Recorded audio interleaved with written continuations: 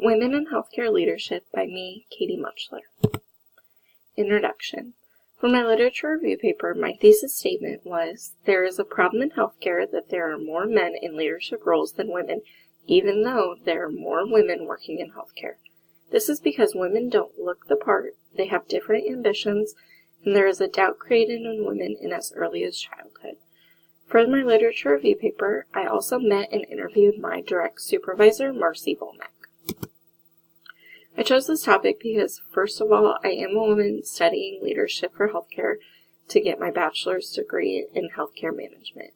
I also have 2 sons and a daughter, and I want all 3 of them to know that no matter what the sex is, that I want them to know that they can become a leader and a very effective one at that. Also, all the leadership in my area are all women with one exception. That one exception is the very top leader supervisor in my area. He's the only male. Every other leadership position is held by a woman. Men in leadership. 85.4% are executive officers. 87.6% are board directors.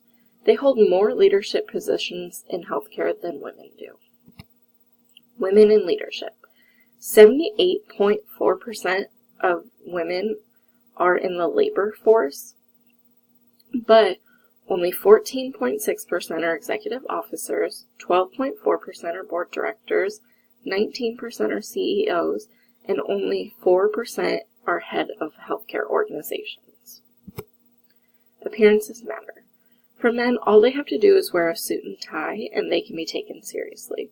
For women, we more often than not have to try harder on our appearance. We have to make sure we have the right clothes. We also have to make sure that we have the right makeup and hair in order to be taken seriously. Ambitions.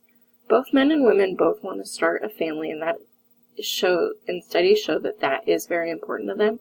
However, women are the ones that feel the pressure more than men to start a family and also to have the balance of work and home. Both men and women want to advance in their careers. However, to get the first promotion, men are the ones to do that before women are. Once you have that critical first promotion, that tends to be able to get you higher up in the organization, but men are the ones to get those first. Doubt created.